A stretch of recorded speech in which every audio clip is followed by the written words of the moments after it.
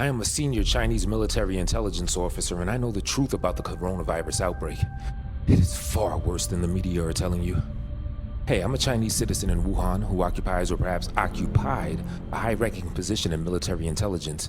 I'm also a member of the Chinese Communist Party, and as a senior official near the top of the party, I've got access to a great deal of classified information, and I've been involved in many top-secret government projects.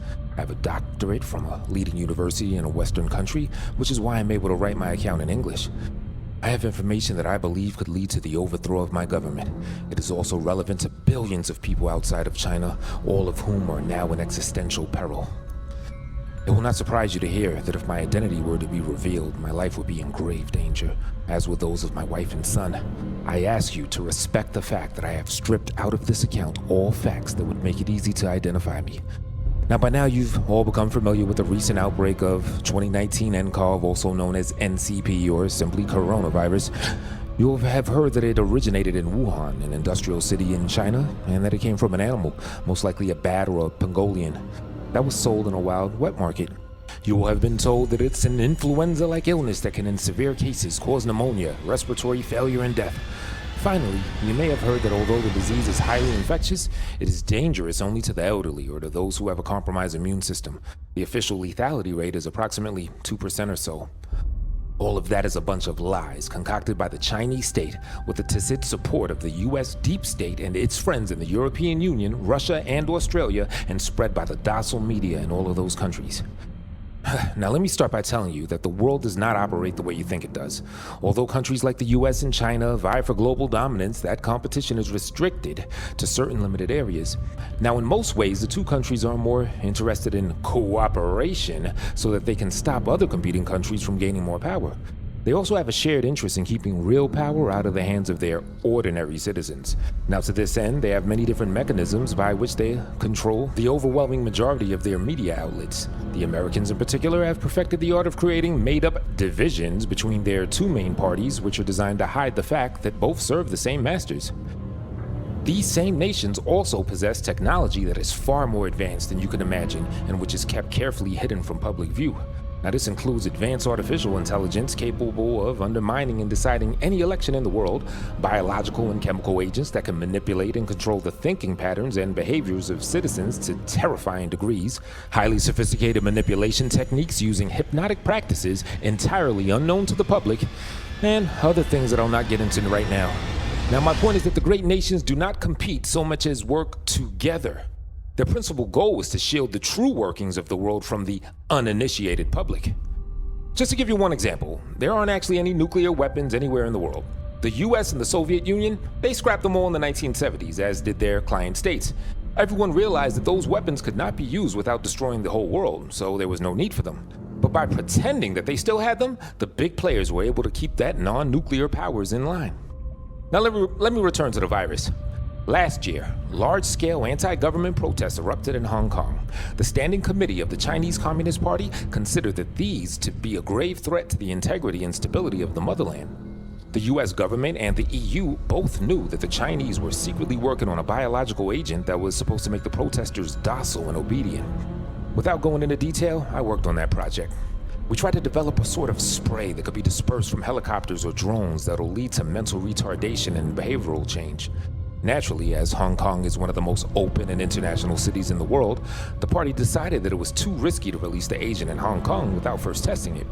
For this, it was needed a great number of human guinea pigs. Two groups were identified for this. First, we rounded up a large number of so-called Islamic radicals in Xinjiang province, and we took them to what we call training camps. We had already been using these camps for human experimentation for several years, but the Hong Kong protests meant that we were redoubled our efforts. We exposed the inmates to various alpha experimental agents. As these were odorless and invisible, the subjects, they were not aware that they were taking part in any medical trials. The resulting high rates of cancer, premature dementia, suicidal depression, and death by organ failure could easily be suppressed, as the camps are located in very remote parts of our motherland. Once the initial experiments had yielded a beta agent, it was transported to the Hubei province, where it was deployed in a special military testing facility outside the city of Wuhan. This was not even a particularly well-kept secret. The existence of this facility has been reported in international news. Even the fact that it's located close to the wild animal market, that's a known fact. Now, by then, our president had already introduced a social credit system that allowed us to identify disloyal, counter-revolutionary, and bourgeois elements in our society. Using the social credit scores, which are taken from online activity, electronic shopping behavior, and reports from informers in civil society, we selected some of the worst offenders. These included human rights lawyers and activists, Christians, homosexuals, artists, intellectuals, people who speak foreign languages, and other undesirables. Once these troublemakers had been collected and placed in the testing facility, we exposed them to the agent, which is biochemical in nature, and we spread an invisible aerosol akin to certain viruses. Initial results were encouraging, as we saw a significant cognitive decline and a reduction in higher mental processing facilities. Essentially, our undesirables were becoming mildly mentally disabled, which is precisely the effort we wanted to produce in order to pacify the rest of population of Hong Kong. Unfortunately, it quickly became apparent that the agent also had other effects.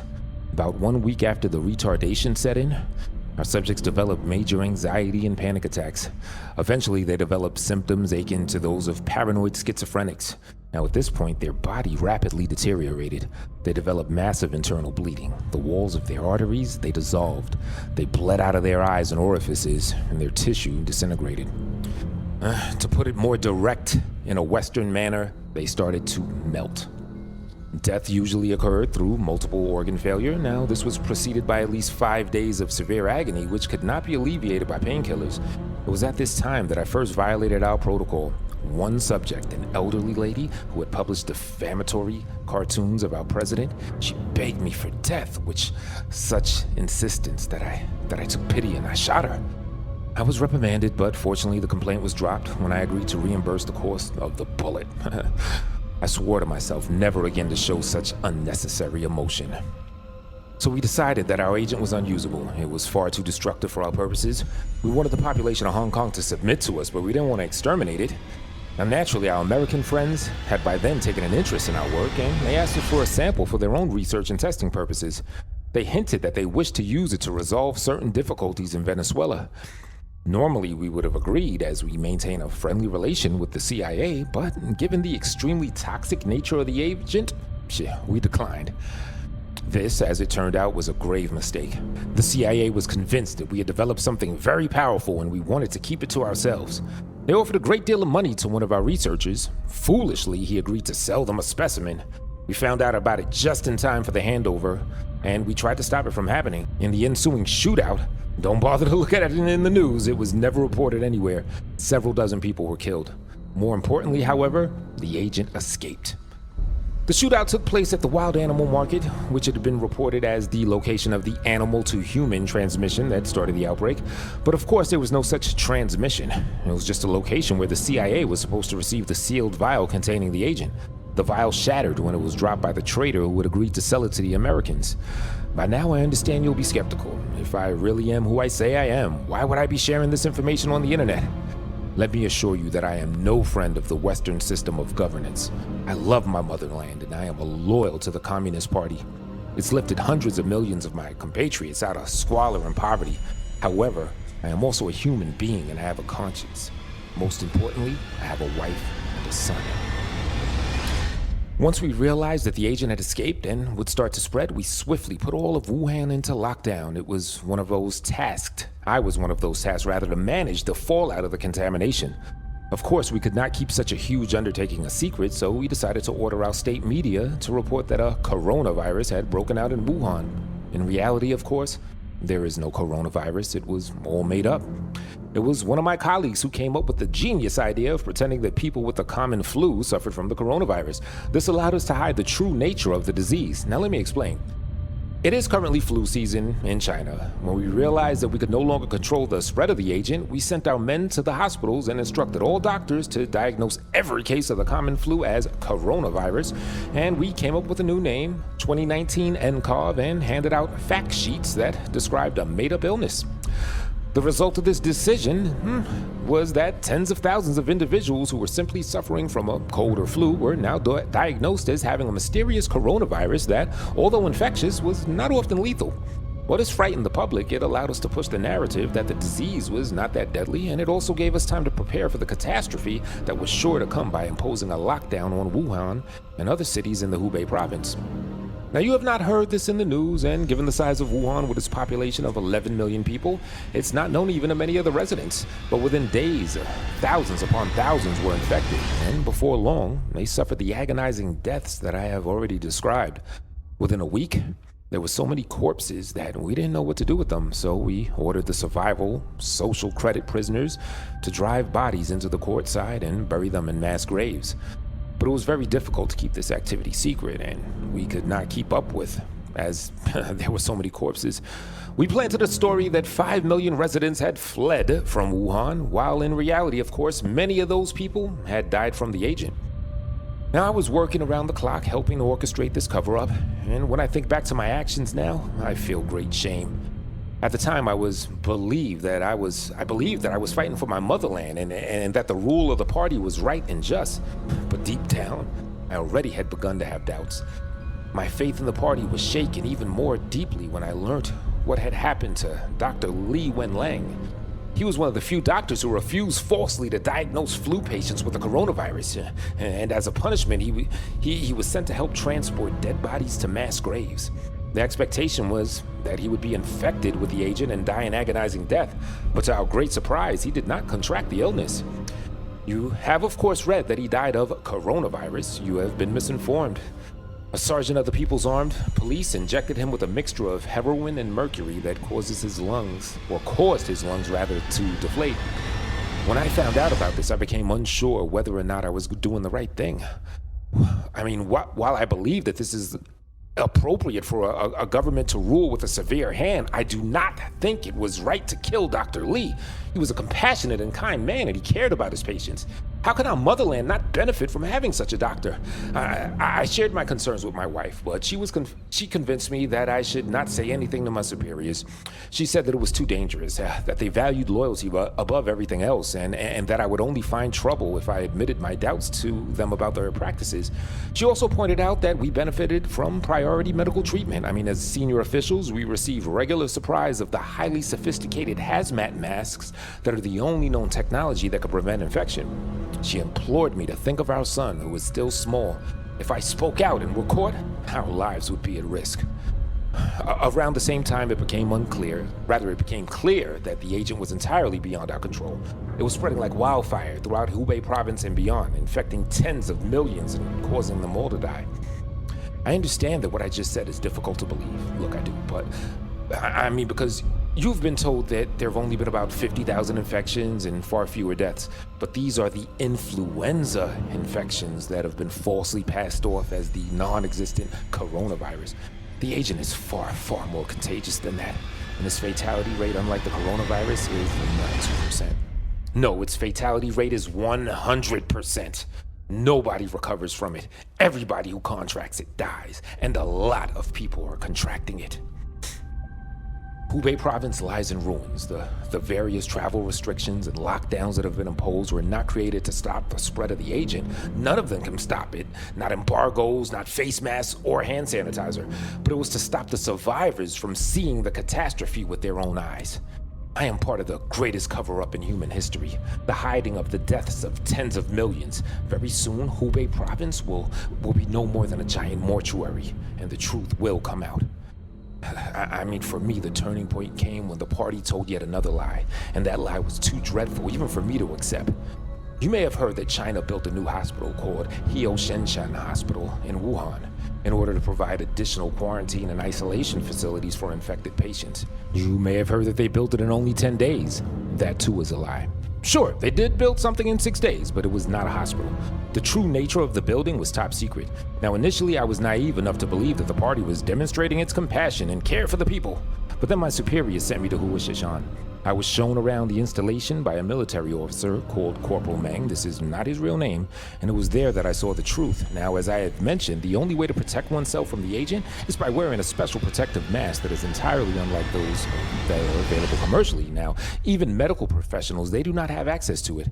It's available only to biomedical warfare researchers, and it contains extremely advanced technology. These masks need to be kept at a particular temperature to offer full protection and lose their effectiveness very quickly. As I have also already said, one of the benefits of my position was that my family and we had access to regular supplies, which is why we were safe when compared to civilians, doctors, and even to lower-level government officials, all of whom wore utterly ineffective surgical masks in the misguided belief that they would protect them. And so, wearing this special equipment, I went to Huashinshan with Corporal Meng. Whatever you want to call that place, it was not a hospital. Sure, the entrance looks like a hospital, and in the ward at the front of the complex, there would appear to be normal medical beds. Now, there thousands of infection patients lie, and all of them in the early stages of the disease. I walked along those long white corridors next to Corporal Meng, and his angular face dispassionate in his military fatigues, and we saw hundreds and hundreds of identical hospital beds on which squirmed the terrified and diseased inhabitants of Wuhan. Their cries and their pleas haunt me in the long nights in which I am now unable to sleep. But this was merely the beginning. Eventually, the corporal took me to the rear of this front section. There, locked metal gates led to what he called the middle section. The patients in the front are unaware of its existence. It is there that the more advanced cases are kept in what mostly closely resembles a mental asylum. Immediately upon entering this part of Huashinshan, I was struck by the dim lighting and stench of vomit and human waste. Here, the unfortunates roam freely, their minds gradually disintegrating in endless panic attacks and psychotic episodes. Here, too, there were no more doctors, merely gorilla-faced men in black uniforms who belonged to some secret branch of the military police that I have never heard of. They appear to have been selected for their cruelty, for their beat and degraded the patients in the most sadistic manner. I mean, many of the inmates had regressed to childlike states, and they lay on the floor weeping like infants and begging for compassion, and they did not receive any. There was a cruel pleasure in the eyes of these thugs as they brutalized the unfortunates. They beat them with batons, sprayed pepper spray into their eyes, and they kicked them with their steel-cap boots. Now, I was from military intelligence. The guards did not even attempt to hide their activities. They even invited me to join. In every way, they treated me as one of them. Yes, one of them. I stood in the gray staff bathroom of Huashinshan and looked into a cheap mirror and asked myself, is this really what you are? Are you really like them? But the violence was not merely an expression of sadism, for the poor inmates were not there to be cared for. They were there to work. There was one more set of doors, and beyond them lay what the corporal called the core, and it was there that I saw piles and piles of dead bodies stacked on top of one another all the way to the ceiling. I mean, there were men, women, and children, elderlies and toddlers, rich and poor, beautiful and mishappen, proud and humble. They were all of them dead. Our agent made no distinction between any of them. I gasped when the corporal led me to the core. I cannot count how many there were there, but it was many thousands. And in the midst of the piles of corpses was a kind of a path, and I heard a roaring sound in the distance. The miserable patients from the middle section picked up the dead, and they carried it. They dragged them away into the dark, even as the guards beat them with truncheons. It took me a little while before I grasped what was happening. I simply could not believe what lay at the end of the path in that core. It was an enormous furnace with great fires roaring within. One by one, their minds destroyed and their bodies twisted. The dying men and women, they carried the corpses to the furnace and cast them inside it into a doomed attempt to hide the dreadful truth. I saw several of them collapse from exhaustion, only for their lifeless bodies to be added to the mountains of corpses on both sides. In a seamlessly endless line that they went, their emaciated bodies clad in gray overalls, their backs bent under the weight of their dreadful cargo. Many howled and groaned in terror, and their voices joined in a sorrowful cacophony that lingered over the roar of the fires. Then, in deep shock, I stared at the boundless horror before me. Beside me stood Corporal Meng, his freshly shaven face as emotionless as before. When I turned to face him, he looked at me. His mouth smiled, but his eyes, they did not. "We used the energy to operate Huashinshan," he said. "We saved the state considerable resources in this way, and look!" He waved at the gallery of the dead. "There are so many of them here, you could almost describe it as a renewable energy." He laughed and waved his hand in a strangely camp gesture. I stood speechless, and I stared at the infernal scene before me.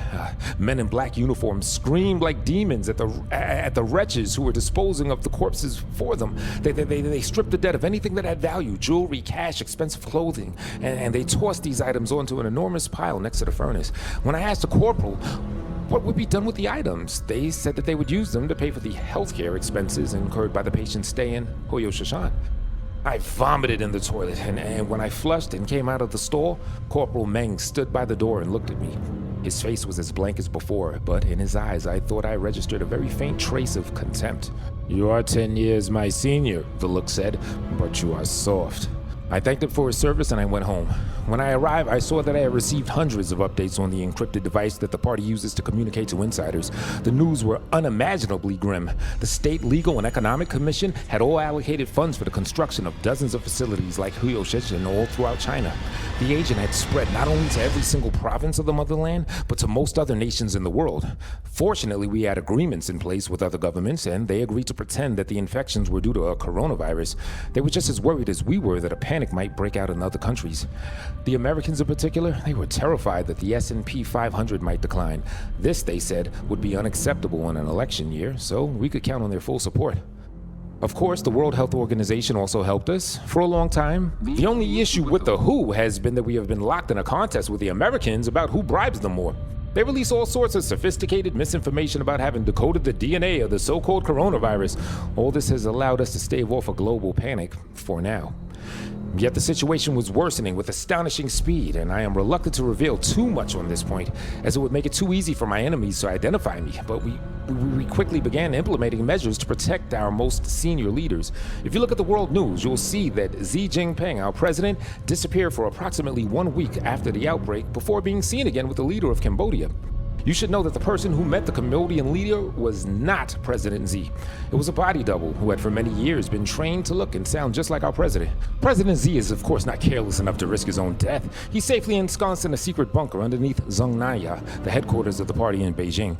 Nor was he the only leader who was in hiding. In fact, I could assure you that over half of all senior party members are currently being imitated and trained actors who are following instructions given to them via special implants. Do you really think that our prime minister would risk his life by going to Wuhan? All of this means that our government has become utterly paralyzed and the functions of the state have been taken over by the military. It became clear to me that our efforts were pointless. Yes, the lockdowns, travel bans, and targeted assassinations of rebellious journalists allowed us to hide the true situation in Wuhan, but I knew that this would not last. Once the mass deaths begin in the rest of the world, in our estimation, this should happen within like a week or so.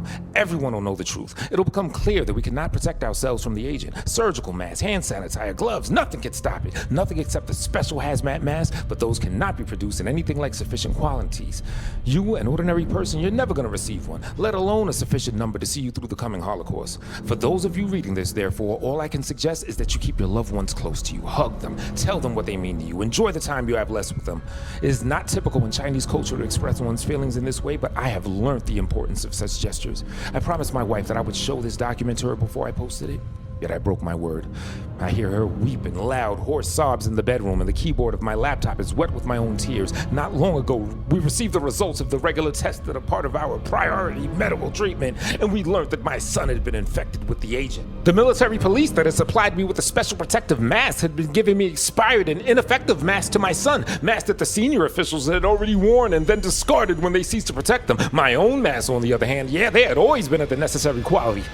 I suppose they decided that my son was of lower priority than me, and I suppose my son could not help them with their cover-up. We had long ago decided that we would be different. We would be honest with him, always. And so when he asked us, we told him the truth. We told him that he was very sick. He asked more, and we told him he would not get better. He continued asking, and we told him that he would die. He is very small, but he was old enough to understand. His terrified wails will haunt me for the rest of my miserable days in this world. Let them come. Let them do with me as they will. I no longer care.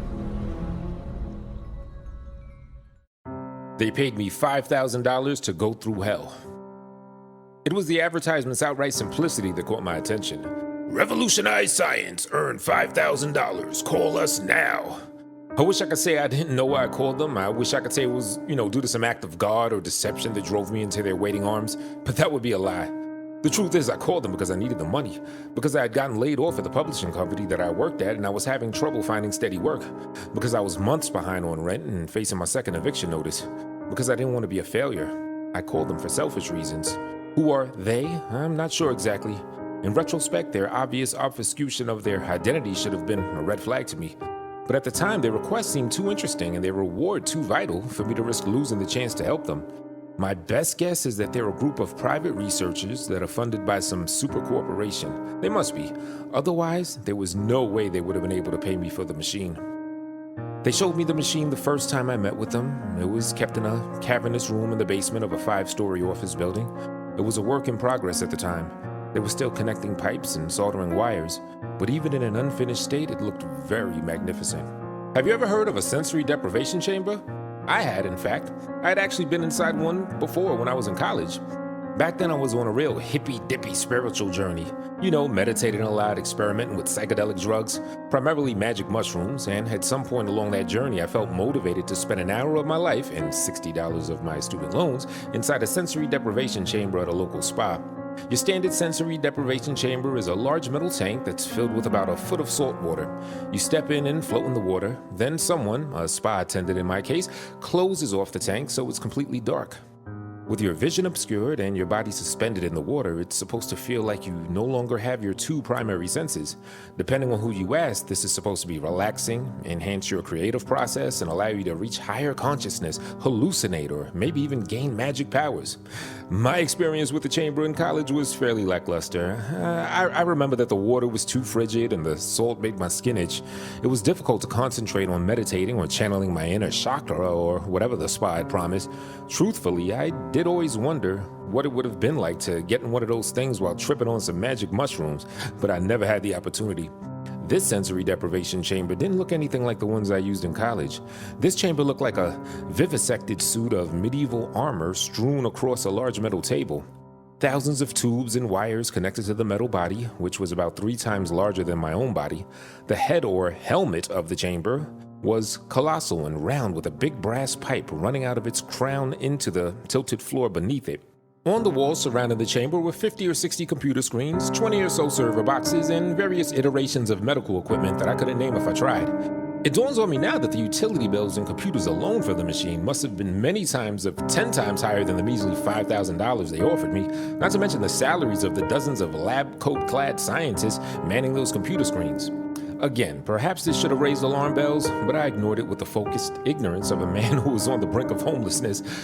The man who showed me the machine told me his name was Dr. Monasen. He was a wrinkled, balding man with a clean shave and focused eyes of blue. When I saw him, he was always clad in blue scrubs and a clean white lab coat. Dr. Monasen was the primary liaison for my involvement on this project. He explained the machine's purpose, brought me the next necessary waivers, and answered all of my questions. Questions like, so what exactly am I supposed to do? We want you to remain in our sensory deprivation chamber for 3 days. I'm sure my expression betrayed my sense of shock. 3 days? Will that kill me? You probably would still be alive after 3 days in pure isolation, though you would likely come gravely ill and suffering from immense dehydration. Regardless, the machine will hydrate, feed, and otherwise sustain you during the experiment, so there is no risk of bodily harm. Dr. Monasen went on to explain how the machine worked. In your standard deprivation chamber, the occupant is deprived of their sense of sight, feeling, and to a lesser extent hearing. This deprivation, this process of shutting down the outside world from the occupant's mind, it decreases the burden on their brain. Thus, the occupant's mind is free to wander more freely, free to think more creatively, to undergo a deeper sense of thinking, to meditate, and so on. But there is a problem with standard sensory deprivation chambers. Although the brain is freed from the most external stimuli, the visual and auditory, the brain will continue to be burdened by internal stimuli. That is to say that the brain is still very aware of its own carrier, the human body. The brain will still react to the hunger and thirst of the vessel that carries it. It will still process both the need and the action of urination and defecation. These internal interruptions, they go on and on. But the point is that standard sensory deprivation chambers cannot truly be said to deprive the occupant of their sense. This machine is not your standard sensory deprivation chamber. Even a cursory glance at the machine made clear what the doctor meant. The inside of the exoskeleton portion of the machine is lined with a soft rubber that will act acclimate to maintain the exact temperature of human skin. The tubes and wires control and regulate a wide variety of bodily functions. Through these tubes, the body is automatically fed and hydrated. The unsavory functions of the body are handled with a catheter and another series of tubes. A respirator automates breathing and regulates saliva production. Even the body's natural sense of touch is completely removed while in the machine. This IV cord, it injects a numbing solution into the bloodstream that completely shuts off all feeling. The numbing agent is the most critical asset of our sensory deprivation chamber. The list went on, and it became clear that they had truly accounted for everything. Even for me, I was one of hundreds of applicants to be part of the experiment. For the first time in my life, I was the first-round draft pick. The scientists explained to me that I had been chosen for 3 reasons. Number 1, I had no prior history of mental or physical illness that would make, my experience in the chamber subject to intervening variables, their words, not mine. Number 2, my height and weight were close matches for the machine's original shape. Although the legs will have to be lengthened ever so slightly, you are by far the closest match to our initial design. And number 3, the most critical, there was nothing happening outside of that chamber that would lead to an early termination of the experiment. I had no significant other, no job, no living family members, not even a houseplant to take care of. They could breathe easy, knowing that I would remain peacefully within their contraption for the entire length of the experiment. Number 3 was important to the scientists. They had specifically designed the machine to allow for 3 days of isolation. If the machine's process had to be interrupted early, it would take them a month to reset the machine and run the experiment again. Unfortunately, reason number 3 also meant there was nobody to come looking for me. The intake process was long and detailed. I signed what felt like hundreds of liability waivers. I listened to warning after warning about the potential side effects. Although it is apparent that you have a clean bill of health, you should be aware the isolation process may be taxing on you.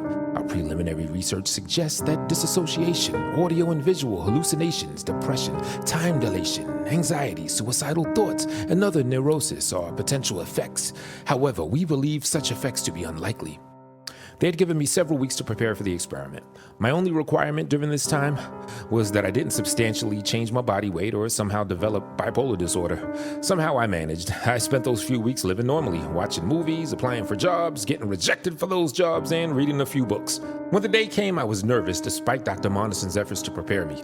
The process will come in stages. At first, you may endure a mild state of stress. We anticipate that soon after, you will drift into a moderate state of euphoria for the remainder of the process. You will be signaled a few times before the experiment is over by a short audio cue. This way, you will emerge from your state of sensory deprivation slowly and be able to reacclimate without any risks of shock. He played the audio cue for me, which was a short musical clip of bells ringing.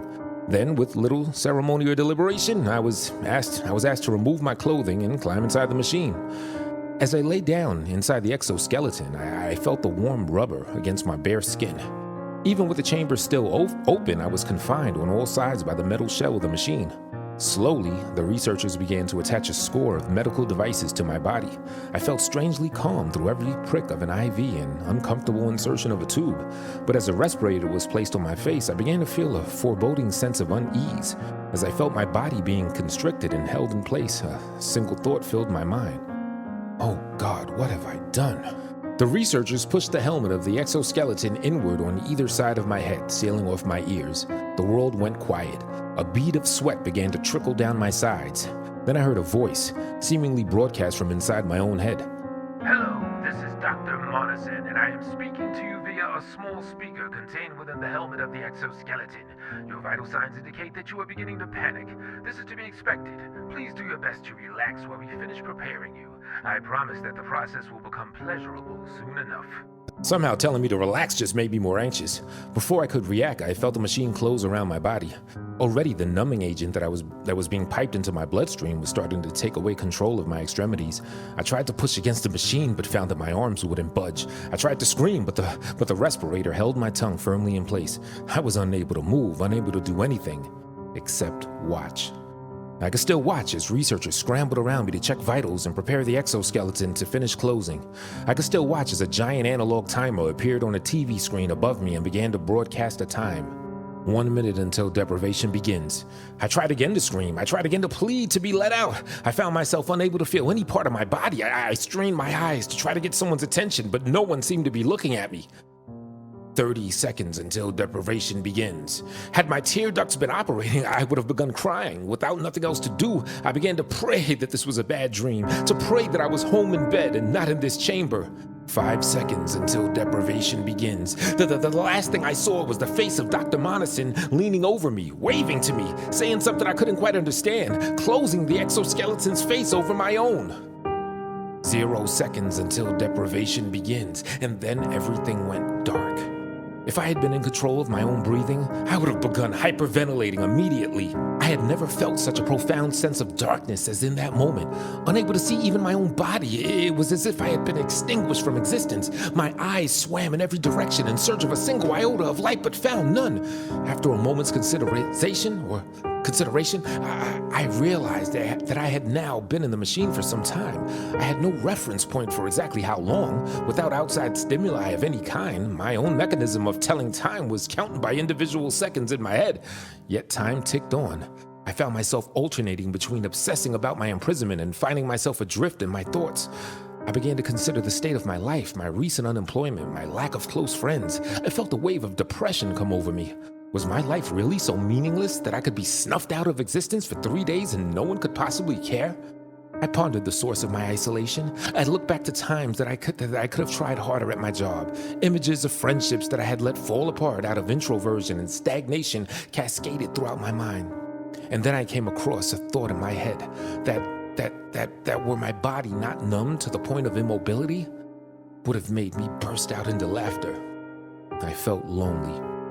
Well, of course I felt lonely. I was at that moment the most alone human being there had ever been. Surely there were researchers only a few feet from my terrestrial body, but my mind had been isolated completely. I was as alone as someone could be. I let my mind continue to wander. I felt as though I had been in the chamber for hours at this point. Although I had planned to spend this time planning some sort of creative endeavor, the great American novel perhaps, I found my mind repeatedly coming back to my current predicament.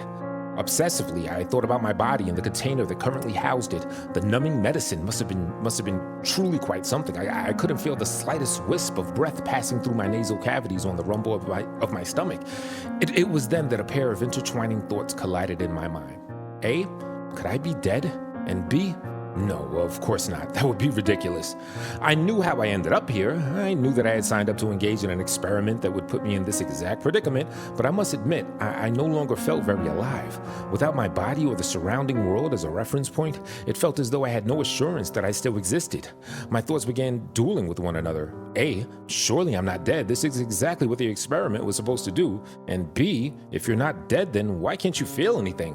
Why can't you feel your breath or saliva or anything? A, but I know I'm not dead because I'm thinking right now. B, what does that mean? A, you know, I think, therefore I am. I think, therefore I am. A smarter man could have told you who said that, but I was left with just that proclamation from an unknown source as the only assurance that I was alive. As long as I was thinking, I was still alive. I began to picture myself floating through a void in space. The image was clear in front of my eyes. My body lay flat, my arms stiff as I rocketed past stars and unfamiliar planets. I watched my body weave past asteroids and through planetary rings. I felt the warmth of the sun on my body and the cold ice of the frozen planets on my skin. Except I didn't really feel those things. I had to remind myself of that. I was starting to imagine feelings that weren't really there. I wasn't sure how much I should try to avoid these feelings or just embrace them for the duration of the experiment. Just another question to ponder, I suppose. There came a time when I realized that I had been in a sensory deprivation for a long time. Since I had not been counting, it was impossible to know how long. It felt like it had already been days. Had it been days already? That was a worrying thought in a timeless void. 3 days stretched on like an endless millennium. They had assured me that I would only be inside the machine for 3 days. But how could I know for sure? Once I was inside, I had no way of getting out. They could keep me for as long as they wanted to. Maybe that was their plan all along. A, how could they get away with that? B, who knows what all those liability waivers I signed said, and I stopped reading them after the third or fourth one. Maybe I agreed to this. A, you're being crazy. B, I don't know if I'm being crazy or not. I don't know how long I've been in here. A, so count. That was right. I had only one way to tell how long I had been inside the machine. Counting. 1, 2, 3, 4, 5. And on and on. I counted to 60. That was a minute. And then I counted to another minute, and another, and another, and another. I just kept going and going. I never lost focus of the task at hand. Then I hit 1,000 minutes. Technically, 1,000 minutes was only a little more than 16 and a half hours. Certainly not the 3-day period I was supposed to be inside the machine. But that was 16 and a half hours on top of all the time I had already spent there thinking about my life and dreaming about floating through space. Surely I had spent longer thinking of myself than I had been counting. I tried to guess how long I had been in the machine. It felt like it had been more than 3 days. I just kept trying to tell myself that I would be let out of the machine soon. I let my mind drift off again. My body was once again floating through space. I watched it drift farther and farther out into an endless void of darkness. The planets and suns shrunk into oblivion until I was truly, deeply alone. In the black abyss, a creeping feeling of cold began to set in. Its biting sting spread up my legs and torso to my face. My naked skin turned into a pale blue and began to harden into a crystalline husk. As my body drifted further into darkness, I watched the surface of my stomach crack and chip. Slowly, chunks of my body began to break off and float into the darkness. With each expelled scrap of flesh, a new wave of pain cascaded throughout my body. I found myself trying to grab onto my frozen body and put it back together, but my arms and my legs, they were so cold that I could not budge. I tried to scream, but my tongue had swelled so large that it filled my crumbling, frigid mouth. All at once, my body exploded into an array of jagged, bloody shards of ice. The pain was indescribable. Then I was, again, alone in the darkness, bodiless, without lungs to expel the panic breaths I was so desperate to create. I had to keep telling myself it wasn't real. I'm still alive. My body is still here, somewhere. A, but God, didn't it feel real? B, but it wasn't real. A, real or not, didn't it hurt? B, yes. A, are you scared? B, yes. A, wait, do you hear that? I listened through ears that were a million miles away. A voice, not my own, burst into my head. Its bristly accent was familiar. Hello, this is Dr. Morrison. I'm contacting you again via the small speakers contained within the helmet of the exoskeleton. I am proud to announce that you have successfully completed 3 days within the machine. I felt my alarm melt quickly into relief. I tried to smile to little avail. At this juncture, we would like to update you as to the status of our experiment. The data we're getting from your brain scans is proving incredibly useful. The medical implications are numerous. We have contacted our institutional review board and obtained permission to extend the experiment indefinitely. This is, of course, in accordance with the liability waivers that you've signed previously. The machine should be able to keep you alive for a few more weeks until your body becomes unable to support it any further. Do not worry, $5,000 will nonetheless be credited into your account. Thank you for your contribution. Your sacrifice will save lives. I tried to scream. I tried to flail my arms in protest and push back against the doctor's words, but my screams were silent and my arms no longer part of me. I felt a deep, echoing hole of dread grow inside of me. Yet I would never truly feel anything again. I would die in this chamber. It would take days, and those days would feel like months, and those months would be torture. I again saw myself floating in an immeasurable darkness. There were no stars or planets. There was only my body, unequivocally alone, arguably alive, but inevitably dead. I stopped counting the seconds and just let myself float. My mind wandered again, this time for much longer. I dreamt of my childhood and of a future I would never get to lead. I made an imaginary bucket list and felt remorse for the boxes I had not yet checked. I held conversations in my head between old friends and lovers. And sometimes I didn't think at all. Sometimes I disappeared from existence altogether. But then I felt it. I felt something. I couldn't tell what it was at first. It had been so long since I felt something that I couldn't tell if I was imagining it or not. It was my big toe. My big toe on my right foot. Somehow, some way, it still had feeling. Not a lot of feeling. It felt like when you sit and you're on your hand and it becomes almost but not quite numb, like it was being massaged by a set of pins and needles. I moved the toe around, the little that I could, to try to understand how this feeling had come back. Then I felt it, a tiny prick, the slightest droplet of pain against my big toe, something sharp, an IV needle. It must have become dislodged somehow. Maybe one of those lab coat wearing schmucks tripped over it or something. All I knew was that I could feel again. I suddenly felt like I had been born again, like I had died and risen from the ashes. This needle must have been one of the needles that was supposed to deliver the numbing chemical into my body. Somehow it got dislodged, and now I had just a little feeling in my toe. Unfortunately, my big toe was hardly the vestige of my body most suited to orchestrate my grand escape, but still, I felt immeasurable happiness because I had a secret weapon on my side: time. There's an old adage that goes, if you give a monkey a typewriter and infinite time, he'll eventually write the complete works of Shakespeare. Similarly, with a partly numb big toe and infinite time to think, I could craft my grand escape. My big toe was too weak to push open the exoskeleton. Despite my straining, I was unable to reach any other cords to pull them out. All I could reach was the IV needle that had already been pulled out, and with that IV needle, I hatched my plan.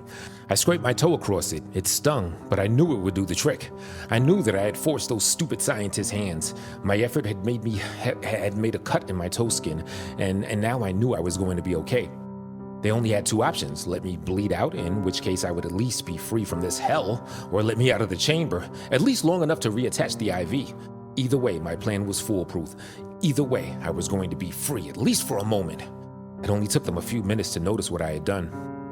This is Dr. Morrison again, communicating via the tiny speaker in the helmet of the exoskeleton. It seems you have managed to injure yourself inside the exoskeleton. After some discussion, we have elected to pause the experiment and correct the error. Stand by, the exoskeleton will be opening shortly. The light that soon flooded my eyes all but blinded me. As the machine opened, I bathed in the sounds of its electronic thunks and whirs and the conversation of the men around me. The quick tug as needles and tubes were removed from me felt better than any touch I had ever experienced. They let me out. I was free. My body was numb for hours. The medicine prevented me from making any movements at all. During that time, the scientists left me in the exoskeleton as they went over the data and bandaged my big toe. I tried to listen to everything that they were saying, but I found myself unable to concentrate. The bright lights above me burned my eyes, which had grown accustomed to perfect darkness. As the drugs slowly left my body, a dull ache developed in my joints. After a while, my body was hauled out of the exoskeleton by a team of the lab coats. I felt a dressing gown slip on over my head. I was plopped into a wheelchair, still unable to move. I listened to the roll of metal wheels as they pushed that chair deeper and deeper into their lab.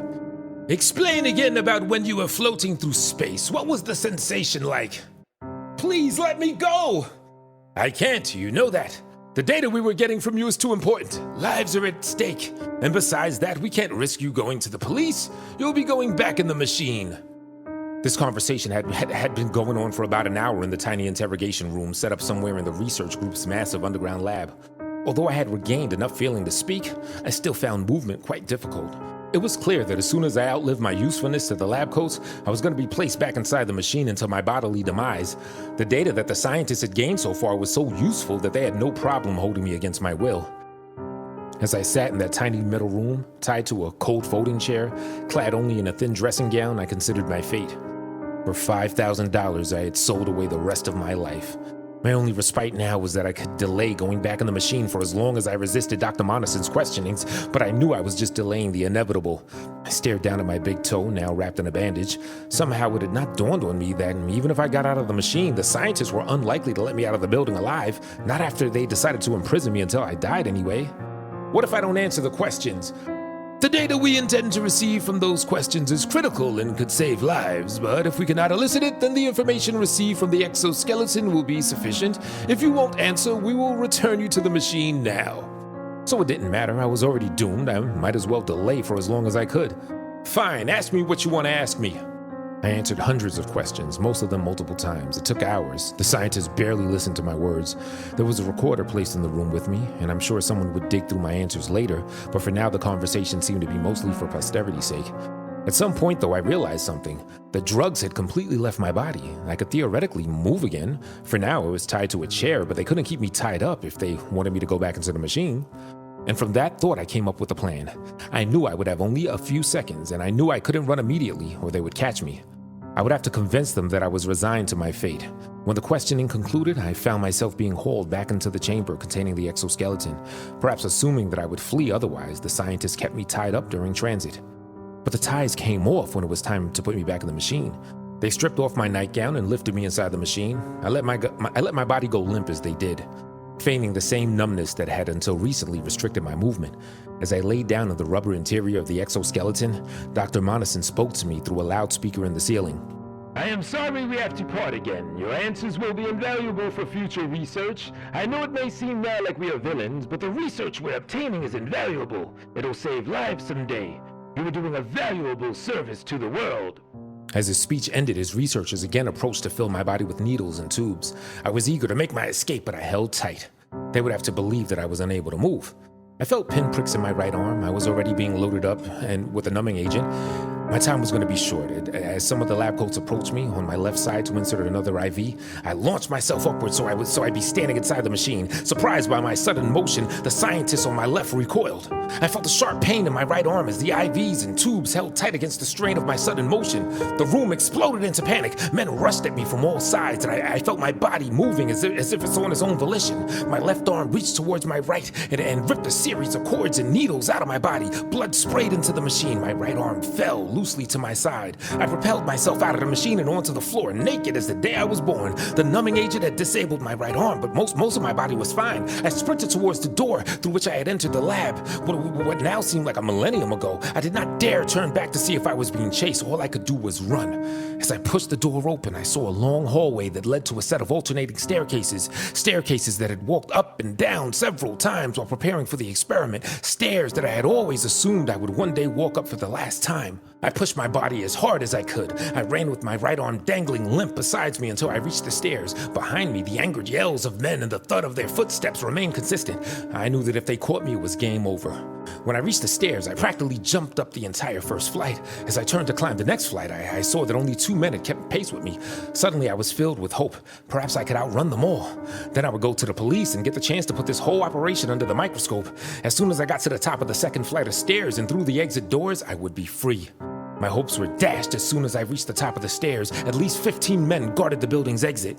Clearly, my escape had been a contingency for which the facility was prepared. As the men approached behind me and in front of me, I knew there was only one way I could go. The alternating staircases continued past the first floor, all the way up to the roof. I kept running, staircase after staircase, my aching body protesting each step, my dead arm banging against stair railings and walls as I made my way up those stairs. The sounds of angry men filling my ears as I took step after step after step after step. Soon I was on the last staircase. A ladder hanging from the ceiling led up to a hatch on the roof of the building. This was it. I was going to see the outside world again. I didn't know where I was going to go once I got up there, but I knew I was free. I jumped onto the ladder and pulled myself up about 6 feet into the air. When I reached the top, I pushed on the hatch. It was heavy and barely budged. I strained against the hatch for a moment and then felt a tight grip on my ankle. One of the men had caught up. He had wrapped his cold hand around my leg and was beginning to yank me off the ladder. I turned slightly and saw it was Dr. Monison. His eyes were red and as large as saucers. It was like looking into the eyes of the devil himself. I reacted purely out of instinct. My grip on the ladder tightened and I swung my free foot at the doctor's face as my heel collided with his jaw, sending teeth and blood flying in all directions. I couldn't help but smile at the feeling. It hurt like you wouldn't believe, but it felt damn good to feel something. Dr. Monison relaxed his grip.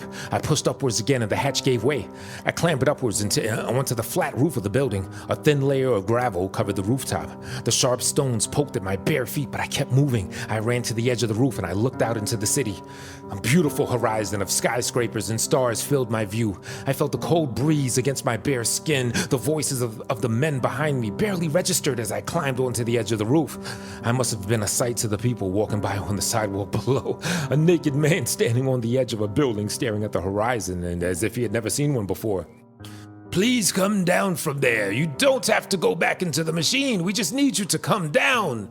It was Dr. Monison again. His voice was hard to understand now that he was short a few teeth. I turned away from the horizon to look at him. He was surrounded on all sides by other men in lab coats. I knew at that moment that I had no real choices left. Could I believe Dr. Monison that he wouldn't put me back in the machine? Probably not, but I had no chance to escape at this point. There were too many of them for me to get away. Just as one of the researchers reached out to grab me, I took a step backward. As my body tumbled down to the earth below, I felt myself laughing.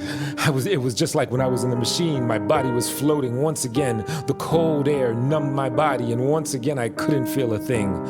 Just before I struck the ground, I heard the sound of church bells ringing out. Hallelujah. I figured I must be on my way to heaven.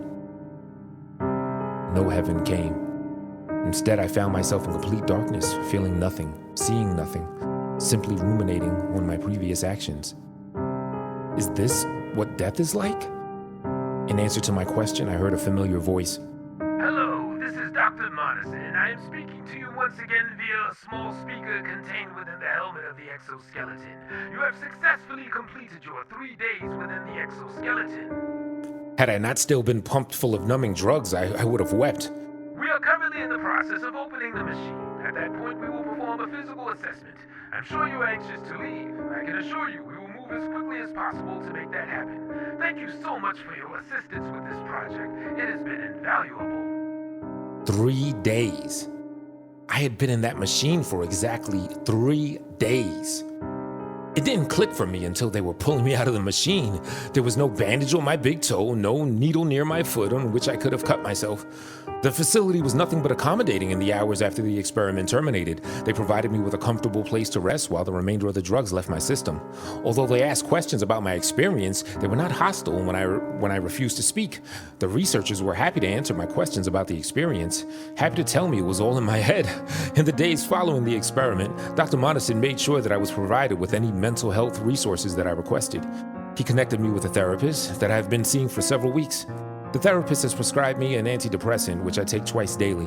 I've returned to my normal life, my rent is paid, I'm seeing someone new, got a new job at another book publishing company. It's like all my fantasies have come true. But no matter how long I talk to the therapist and no matter how many pills I take, I can't get the machine out of my head. I can't stop thinking about how those 3 days seem to extend indefinitely. A, but you're out of the machine. Your 3 days are up. B, yes, but. A, but what? B, I was out of the machine once before. A, but that wasn't real. B, but it felt real. A, does this feel real? B, I don't know anymore. Could 3 days feel even longer? Could I imagine a therapist, a job, a better life? I don't know. Sometimes I close my eyes and I become too afraid to open them because I'm worried that when I do, I will see only darkness. I'm scared I will find myself still floating, motionless, amongst those imaginary stars.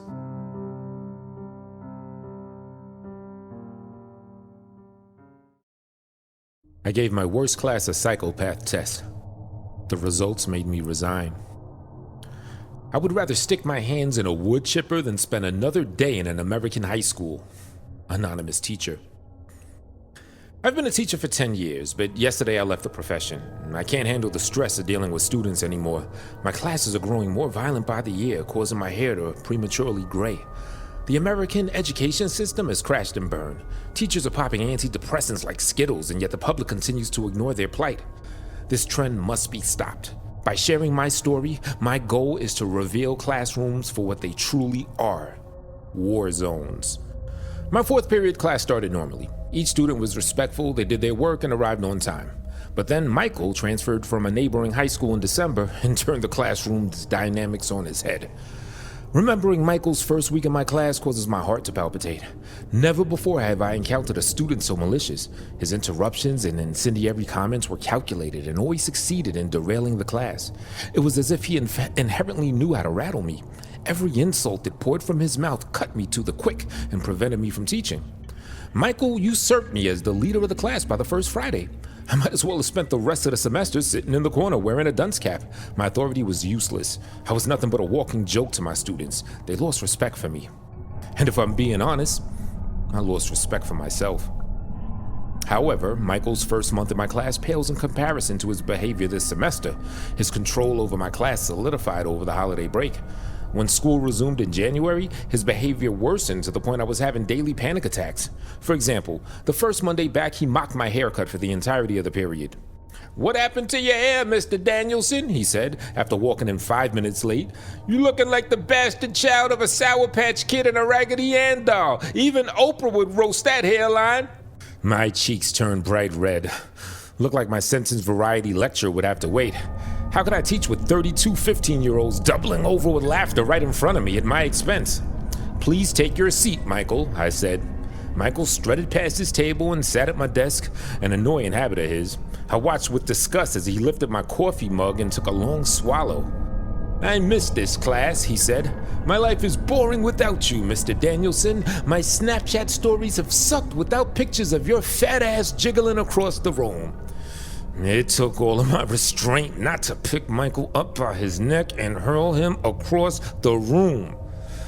Unfortunately, his mom was the principal of one of the district's elementary schools, so my hands were tied. He could murder somebody in the hallway and walk free. So I did my best to ignore him and slog through the lesson. For the first time that year, I cried during the car ride home. If Michael's modus operandi would have remained insults and unruliness, I would have persisted until the end of the year. Integrity is important to me. I never back out of a contract lightly. However, Michael's behavior took such a drastic turn in February that I decided to resign. In other words, it was during this time that Michael started wearing his mask and exhibiting behavior so bizarre that my lungs constricted just the memory. When I first saw Michael in his mask, he startled me so badly I crashed into the wall. I had just unlocked my door and flipped on the lights when I noticed him standing in the corner behind me wearing a Scooby-Doo mask. "My goodness, Michael," I said, voice breathless. I could tell that it was him because of the neon yellow shoes he was wearing. "You scared me." He didn't respond. Instead, he remained motionless like a mannequin. Even his chest remained still as he sucked in wisps of air throughout the mouth slat. "Are you all right?" Still, no response. Just as I was about to walk over to him and pull off the mask, he pulled a timer from his pocket and dangled it in front of my eyes. I stared at the bright red numbers, eyes wide. 5 days, 12 hours, 13 minutes, and 52 seconds. If I would have known what was in store for me when the timer hit 0, I would have bolted from the classroom and never looked back. I blinked as the red numbers of the timer sent stars dancing across my pupils. "What's with the timer?" I said. Michael placed the timer back in his pocket and resumed his statue-like pose. I stood there watching him, trying to ignore the sense of dread rippling across my chest. "Michael?" He circled the classroom 3 times with precision-like steps, and then he took his seat and stared at the empty board. I remained by my desk, unsure what to do. Michael was always so loud. Why was he ignoring my questions? And what was with the mask?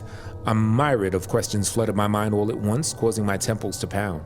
However, the bell rang moments later, and before I had time to fully process the situation, I had 31 sets of eyes trained on my startled face.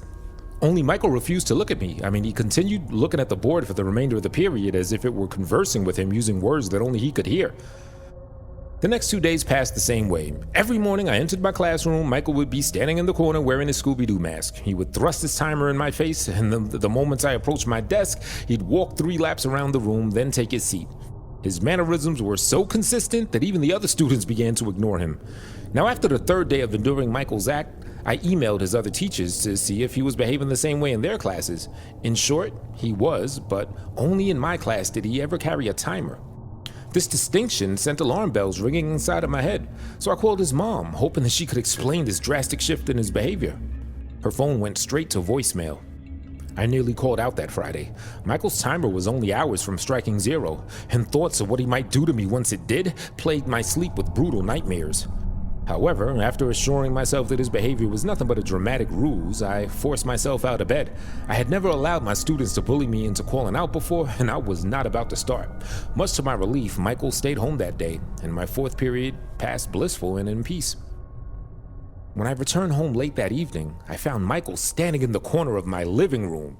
The sight of his Scooby-Doo mask grimacing at me through the shadows caused my heart to leap. "What are you doing here, Michael?" I said. He ignored my question and instead pulled his timer from his pocket.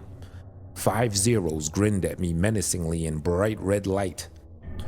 I don't know what's been going on with you recently, but it needs to stop. You're crossing a serious boundary here. I want to help you, so take off the mask so we can talk."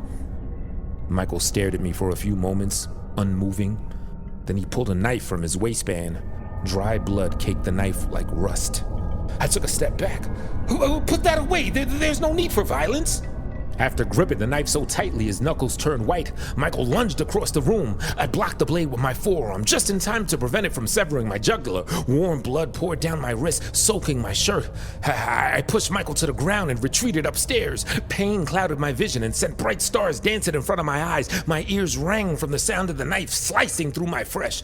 Breathing heavily, I sprinted into my bedroom and slammed the door behind me. I then turned the lock and started pacing around the room, cringing at the sight of my blood on the carpet. My mind, it struggled to form thoughts. Michael's sudden appearance in my living room and his subsequent assault, it had startled me so badly that my limbs, they shook with adrenaline. Never would I have imagined a student invading my home and attempting to murder me in cold blood, regardless of how sour our relationship might be. Something drastic must have happened to him to cause him to behave so erratically. However, now was not the time to deliberate about what might be going on inside Michael's mind. My life was in danger. I needed to defuse the situation before I bled out on the floor. So I reached into my pocket to pull out my phone, and when my fingers brushed nothing but fabric, I slammed my hand against the wall. I had left my phone in the car and I didn't have a landline. A loud thud rattled the door in its frame. "This needs to stop, Michael," I said.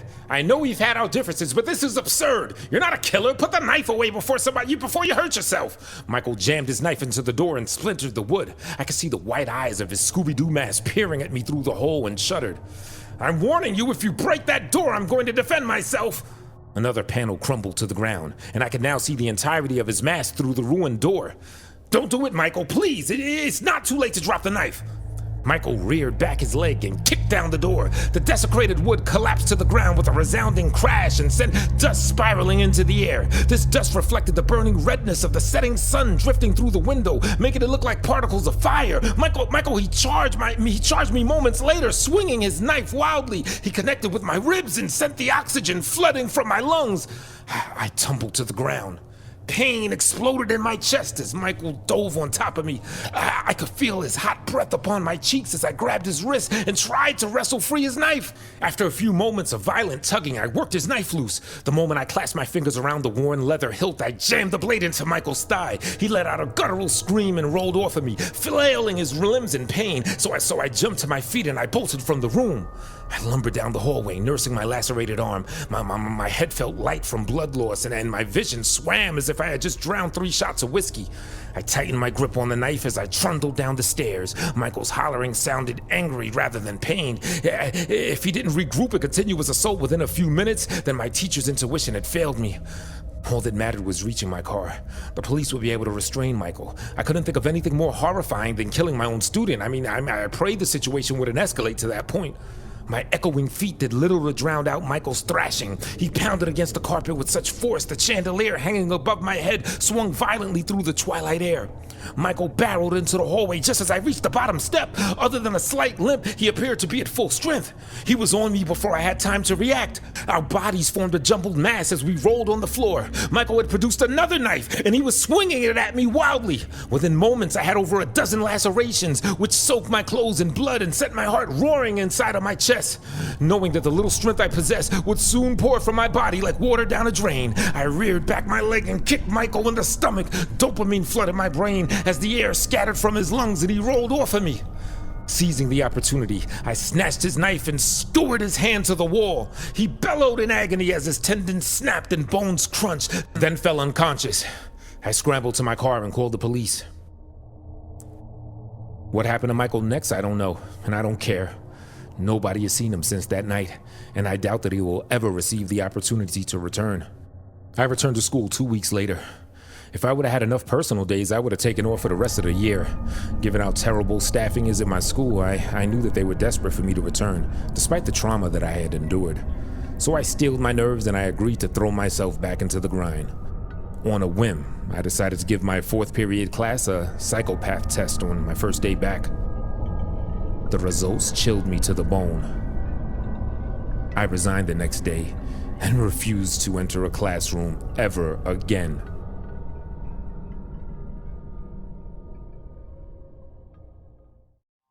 My daughter fell into a well, but I'm not sure what came back up is really her. I never really spent a lot of time with my family. I guess most of it falls on me, but I always had an excuse though. I have to work. Sorry, I'm busy right now. I'm tired. Maybe tomorrow. You know how it goes. I don't think I felt good about it, but at the same time, it couldn't be helped, you know? I had responsibilities, important stuff to take care of. Diane, my wife, she never saw it like that, of course. She always went on and on about how I cared more about work than my family. And I did to some extent. My family didn't need me home 24/7. They could manage without me. My company, on the other hand, could not. Priorities. I guess that's why she stuck me with Amelia when I had to drive up to Fletcher's Ridge to survey a property for potential purchase. Priorities, she told me. Get them fucking sorted. My wife was spending the day with her mother. Her health had been failing lately, and I suppose it was only a matter of time before the old bat kicked the bucket. Good riddance, I say. Not sure my wife would agree, though. The property? An old abandoned farm. It was generally in a bad state, but it came with a veritable shit bunch of land, which I could easily flip for a massive profit to the county, with a little bit of finagling. Apparently the place had some dark history or other, but I never bothered with the details. If it didn't somehow interfere with my plans to level the ancient shit pile to the ground, then I failed to see the importance. I let Amelia run around and do whatever kids do whilst I perused the state of the place, and I guess she must have fallen into the well almost instantly, because I didn't even make it to the piece of shit house before I heard her desperate cries for help. Help, Daddy! Down here! I spent 5 minutes chasing her weirdly echoing voice, but it seemed to come from nowhere and everywhere at once. I was seriously starting to freak out, dark, sobering thoughts running through my head. What would my wife think? Would she notice our daughter was gone? How do I spin this in my favor? Daddy! I suddenly heard her right below me. Another step, and I would have tumbled right into the well with her. It was hidden more or less inside an overgrown bush, the roughly cut stones barely even visible if you didn't already know that they were there. Honey! I yelled into the bush. Amelia, are you down there? Yes! She yelled back. Help me up, Daddy! I wasn't much of a MacGyver, if that name even means anything to anyone anymore, but I quickly realized a rope would probably be the go-to utility for this particular task. Hang on, honey, I yelled. I'll get you up. I ran to the ramshackle-looking outhouse and I rummaged through a pile of old garbage before finally finding a coil of rope that looked like it was strong enough to carry an 8-year-old. I was in a state of rising panic and I felt a knot in my stomach that I simply couldn't ignore. I paused for a second to embrace the feeling, to let it fill every aspect of my being before I returned to the well, quickly lowering down the rope. Can you grab it? I yelled. Yes, she yelled back. I got it! It didn't take too much to pull her out, but the well must have been pretty deep because I had to use almost the entire length of the rope. As soon as she was up, I hugged her tightly and I carried her to the car. She seemed fine though, not a scratch on her body, not even any dirt on her white summer dress. I rejoiced internally. My wife never had to know. Let's go home, honey, I said. But let's not tell Mommy about this, okay? Wouldn't want to get her worried. I glanced periodically at her in the rearview mirror on the way home, but she didn't even seem fazed. Maybe she was in shock, or maybe kids are just better equipped to deal with shit like that. I shrugged mentally. It didn't really matter. She was unharmed physically. That's the important part. Keep the innards on the inside, as they say. I started to worry already the moment that we got home. Amelia had been silent the whole ride, and she didn't seem like herself at all. That's the thing though, I had absolutely no idea how she'd normally behave. Was she inquisitive and adventurous, or was she all quiet and introverted? Parents should know these things, shouldn't they? She sauntered out of the car without so much as a glance my way and quietly disappeared inside. I followed hesitantly and my mind is racing to connect years of missing dots. You want to watch some TV? I asked. I bet your favorite show is on. I flipped through the channels idly. Sports, news, sports. Nothing that seemed even remotely interesting for children. After a while, I just sat down with her on the couch, twiddling my thumbs. It was becoming more and more apparent that I was hopelessly out of my element. I like talking to faces, Amelia whispered. Inside-out faces, like in the ceiling. That's interesting, I offered. It wasn't, though. It was very unnerving. She was staring at the ceiling in an intense, unflinching gaze that sent shivers down my spine. If you listen really, really carefully, she grimaced, you can hear them talking back. I nodded weakly and I tried not to look directly at her. She had an active imagination. That much seemed very clear, but how had I not noticed this behavior earlier? I'll go fix her something to eat, okay? I tried to feign a warm smile. Are you hungry? She turned to me and nodded energetically, but it wasn't a normal nod, you know? It was like she threw her head all the way back, then swung it forward with all her might. Kids, right? I shuddered briefly and hurried to the kitchen. So what do you like? I asked. Peanut butter, jelly, a combination thereof? Anything with a soul, her voice whispered right into my ear. Shit, I shrieked, nearly slicing off a finger as I lost control of the bread knife. I turned on the dime, almost losing it again when I saw Amelia standing right behind me. I felt the knot in my stomach tightening again. Amelia, honey, I murmured. Are you okay? She was pale as snow. Her pallid face drained of all color. Her hair looked different too. How did it usually look? It wasn't normally so sickly thin and graying, was it? And then there was the issue with her brown, rotting teeth. We took dental hygiene pretty seriously in our household, didn't we? I'm famished, she grinned. Need sustenance. She seemed unnaturally gaunt, just skin stretched over bones, her dress hanging limply from the lethargic frame. She used to look healthy and lifelike, right? I'm sure she did. Please, Daddy, she gurgled hideously. Something living. She had to be sick. Some bug or virus or something. Maybe she did hurt herself down in that well after all. Caught an infection, probably, possibly. Maybe she had rabies. I panicked, my mind struggling to find reference to what I should do next. Mom, I whispered. We need to call your mom. With trembling hands as I grabbed my phone and called Diane. She'd know what to do. She always knew what to do. Honey? Her soft voice answered. Is everything okay at home? No, I mean, I don't know, maybe, I stammered. It's Amelia. Amelia smiled at the mention of her name. Only it wasn't so much a smile as it was her lips curling back, revealing nothing but blackish flesh and rotting teeth. I swallowed deeply. Amelia? She asked. Yes, Amelia, I yelled, our daughter. There was a long pause, and I could hear her breathing heavy on the other end. Amelia was inches away from my face now, her long black tongue hanging out of her mouth limply. Her brown teeth were falling out one by one as the expanding tongue demanded even more space. Noah? Diane said. Are you okay? Have you been drinking? Doing shrooms again? What? No, I yelled. I really think there's something wrong with our daughter. Why is that so hard to believe? Amelia put a writhing worm-like hand in mine, squeezing gently. Her black hole eyes beckoned me to put down the phone. It's very hard to believe, Noah. Diane said, pausing momentarily. Because we don't have any fucking kids.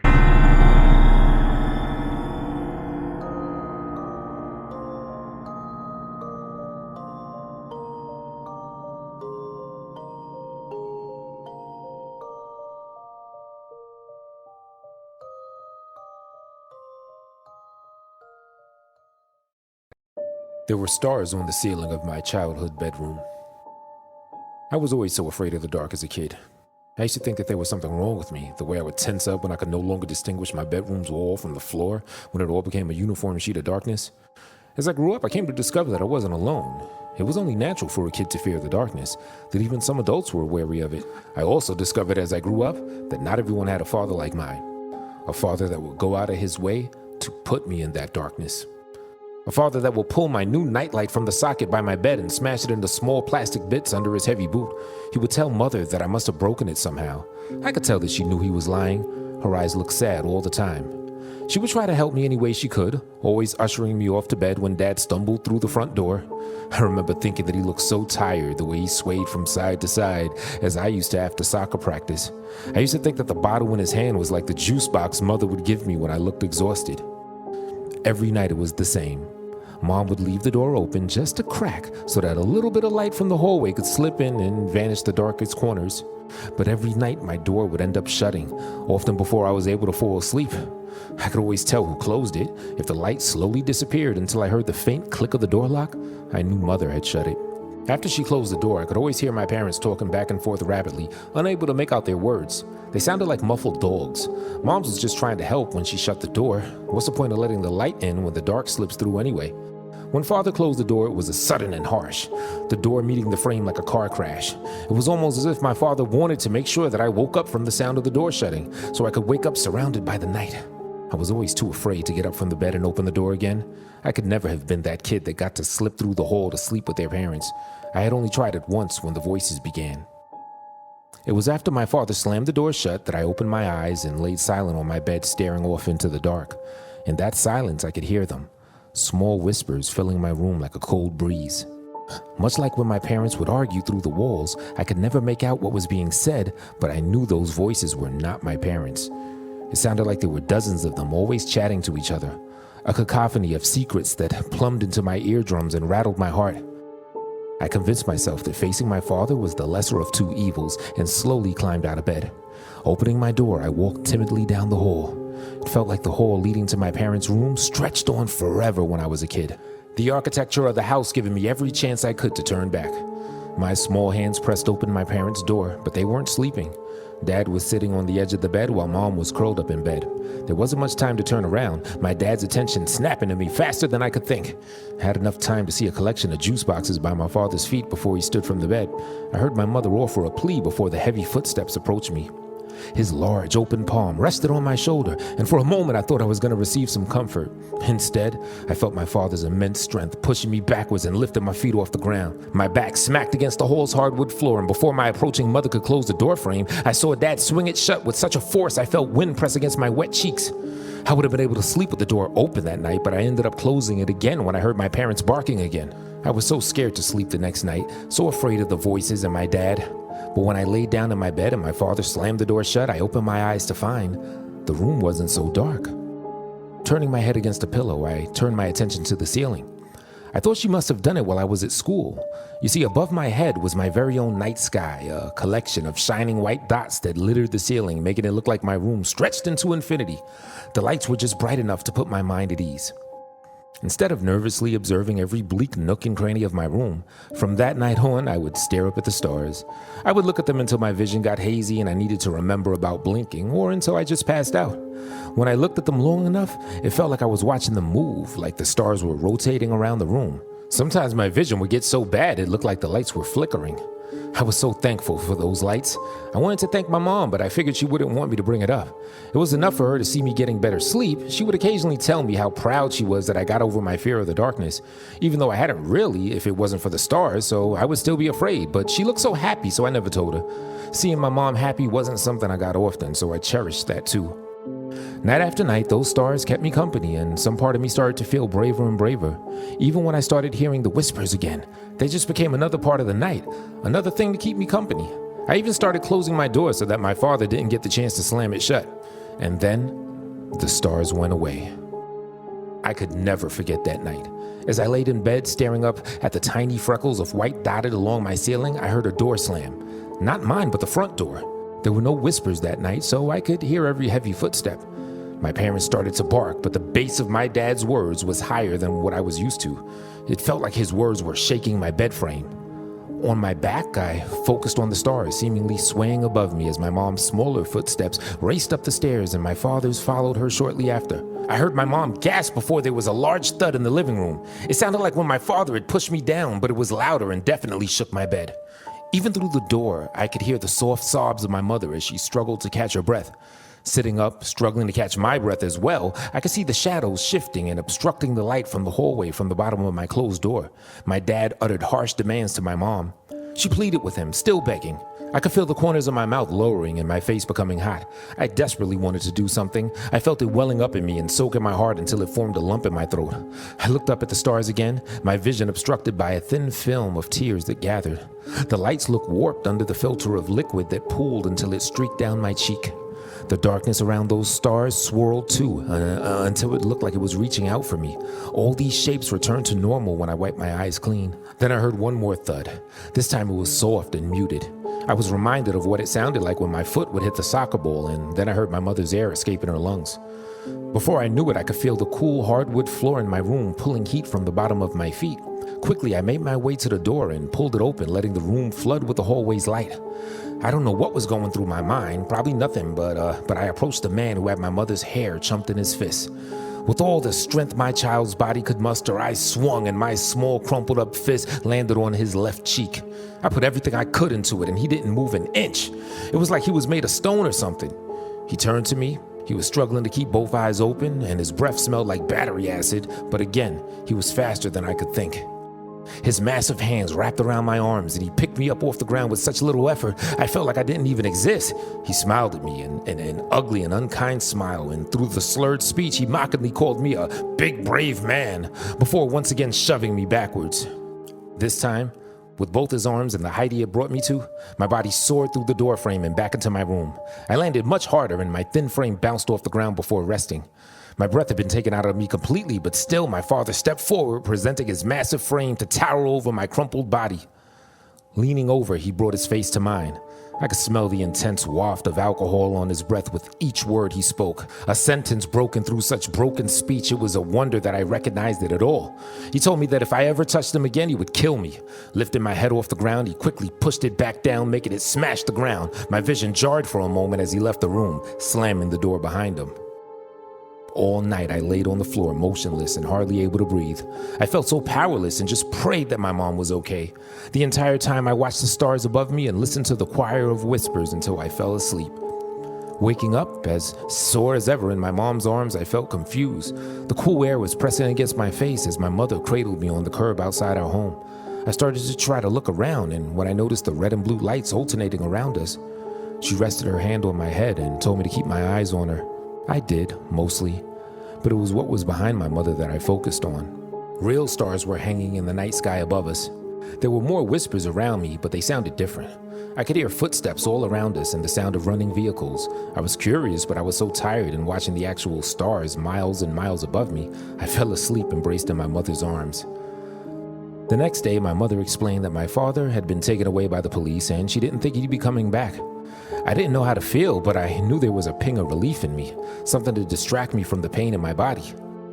Mom was absent a lot after that, always leaving the house, and I thought maybe she had to get another job since Dad was gone.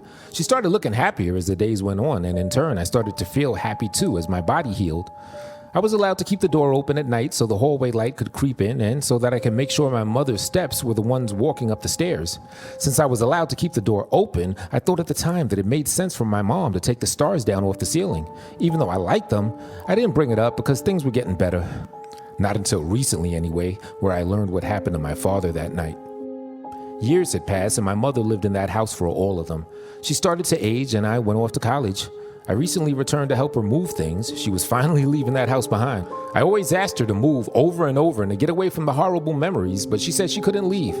She said she had memories of us in there too, and that the house had a way of looking out for her. I would laugh it off, but I was glad that she finally decided to make the move. Guess she didn't need a house that big all to herself anymore. So we went around the house boxing all the things up. I went into the attic and found boxes of my old childhood toys. I sorted through the boxes, remembering the few chances I had to have fun in that house. I started to feel nostalgic for the stars that used to keep me company.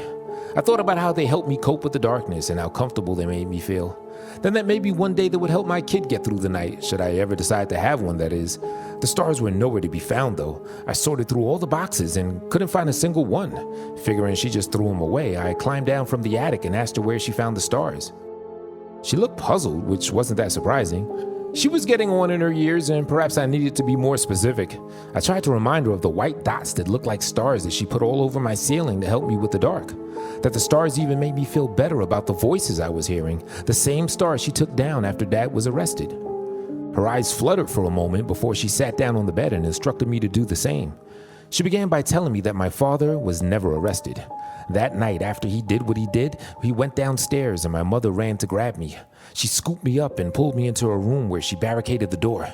She listened as my father ran around the house after noticing we weren't around anymore. He was far too drunk to even think that we were in the same room he slept in. She listened as he came back up the stairs, the steps nearly cracking under his frantic footsteps. My mother peeked through the door and watched as he walked into my room. He looked around yelling my name, saying that if I didn't come out of hiding, I was going to be in big trouble. Then he stopped and looked around the room, but with more curiosity than the anger he had before. Mom watched him slowly look up at the ceiling as if someone was calling for him. My dad stood there, framed by the door as he stood and stared at the stars of my ceiling. And then, my mother said, he started to lift off the ground. It was so dark in the room that it was like the darkness itself was pulling him up, and before she knew what to think, he was gone. She waited a moment before cautiously opening the bedroom door and stepping into the hall. Each step took minutes to get through, she said, as she made her way to my room. It sounded like it was far away, my father screaming, but she said it got louder and louder until it crescendoed when my father's body dropped from the ceiling and smacked against the floor. In complete shock, my mother managed to dial the police, who also brought an ambulance with them, but she said Dad was far beyond saving. She said that with relief in her voice. She continued to explain that she had to meet with the police for a long time after that night, which was why she was absent so often. The police couldn't explain what happened, but ended up ruling out my mother as a suspect in my father's death, because the police had no idea what the cause of his death was. They said it would have been physically impossible for a full-grown bear to do the damage like that to a body, nevertheless thinking my dainty mother could do it. She said the closest thing the coroner could liken the damage to was someone falling from a plane a mile up and smacking against the pavement. She'd never get the shape of him out of her mind, the way his body had folded and pressed into itself, the way bones poked through the skin and how his eyes just rolled back. Even when looking at the complete decay of life that was my father, she felt warm that night. She never questioned it.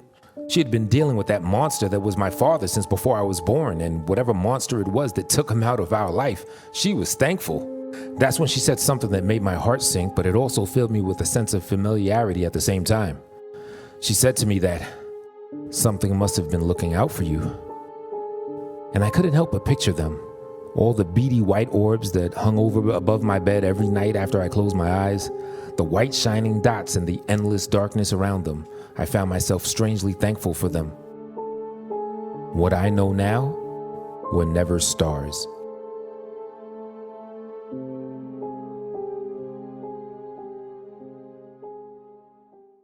Hey yo, whatever you do, don't ever look at the gap between the train and the platform.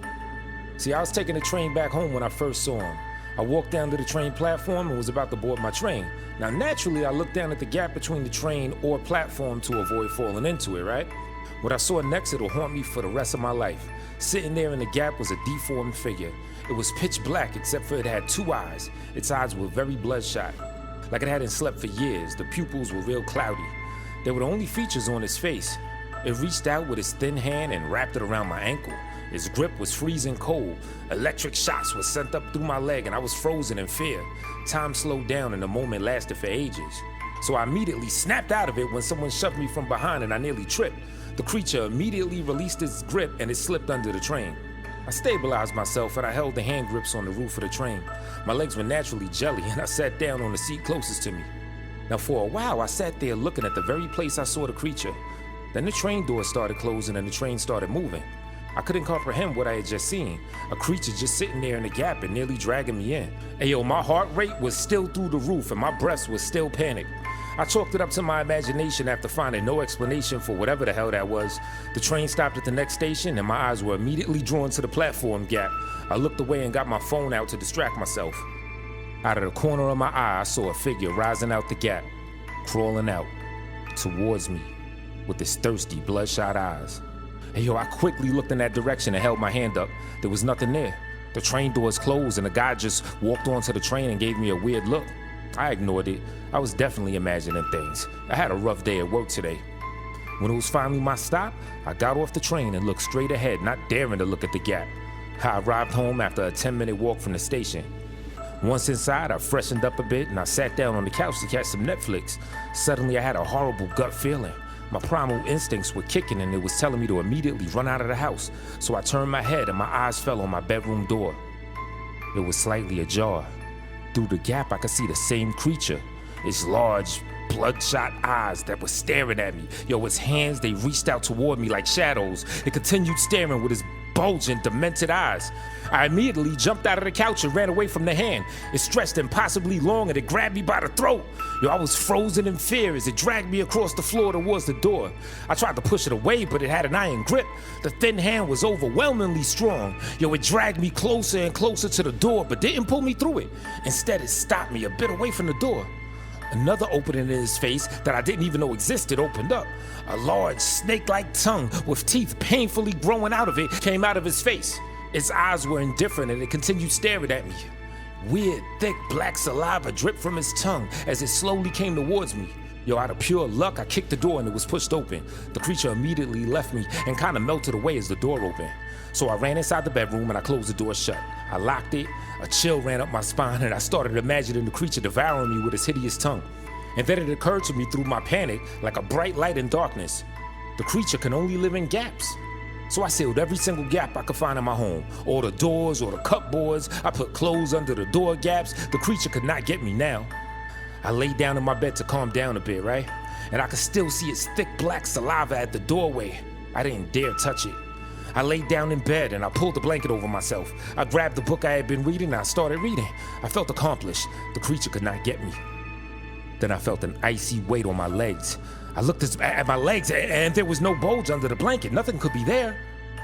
I held up the blanket and looked under. It was too late when I realized that I had just created another gap. The creature sat on my legs, its bloodshot eyes still staring at me. Its black tongue was hanging out like a dog, and then it lunged forward.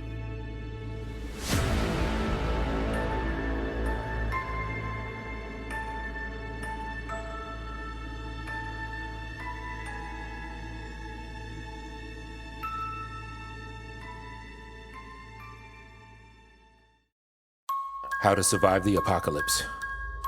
With virus outbreaks, global warming, nuclear weapons, and other destructive events, it's only a matter of time before the world as we know it is gone.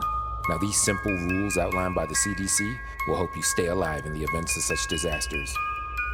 Number 1, trust no one. Chances are you will run into other humans. If you see them in the wastelands, ignore them. They will beg you to help them with food and offer to go with you on your journey, but don't listen to them. They will follow you around when they get even more desperate. They'll even warn you about dangers close by or point behind you in a convincing manner. Don't acknowledge their presence under any circumstances. Same goes if you're in a shelter or a bunker.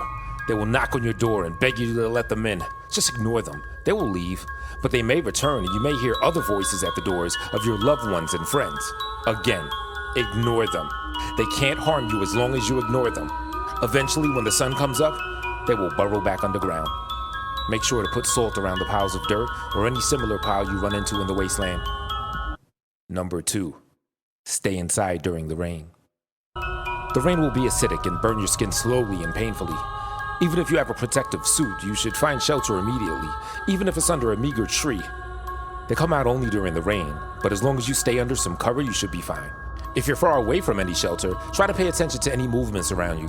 You may see with your peripheral vision silhouettes moving from cover to cover, always just out of your line of sight.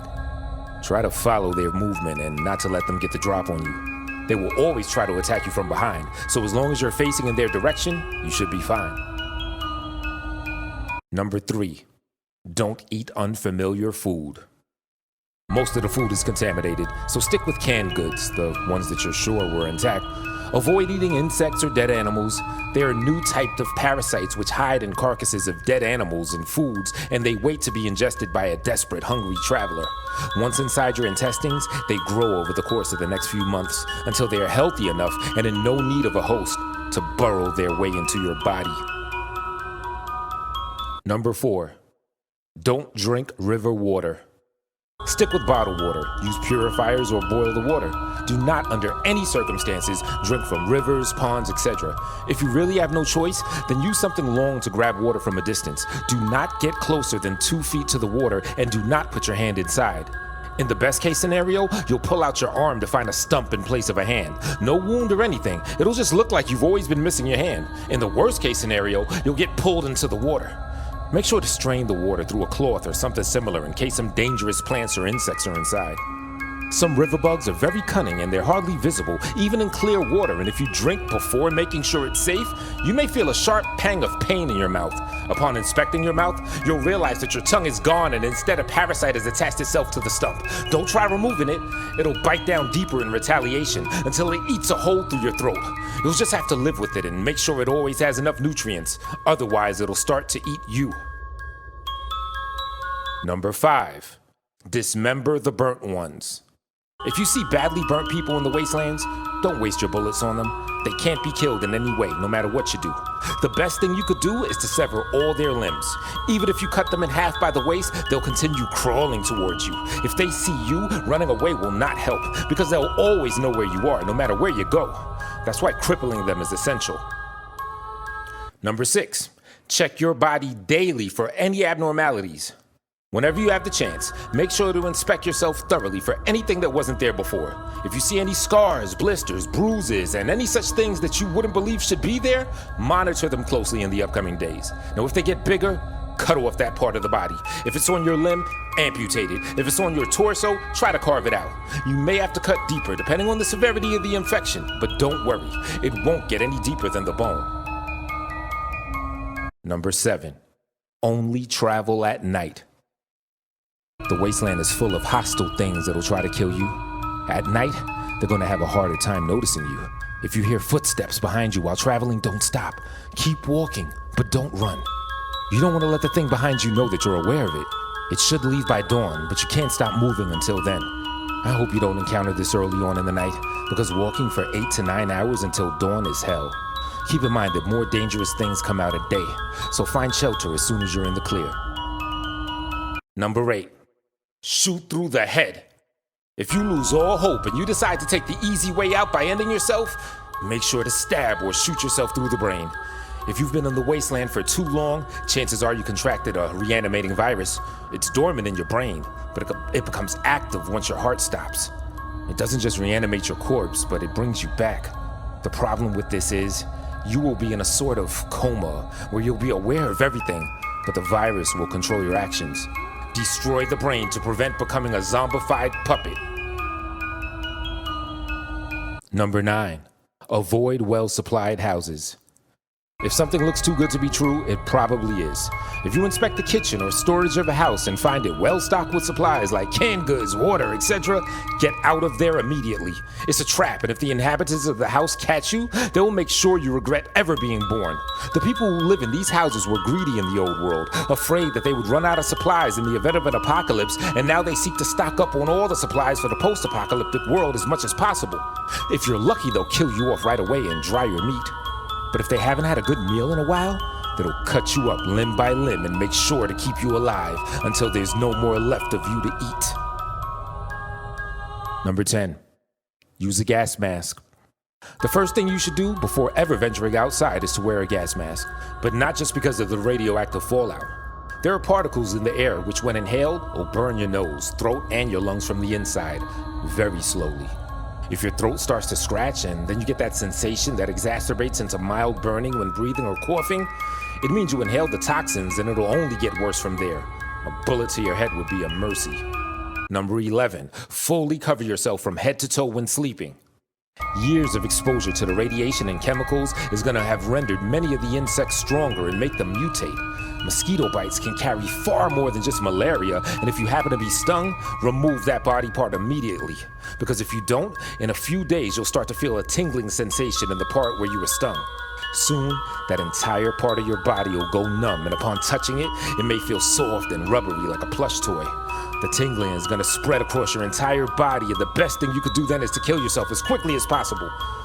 The mosquito sting inserts an egg into you, which hatched and reproduced, eating your muscles, bones, and other tissue from the inside out until all that remains is your skin.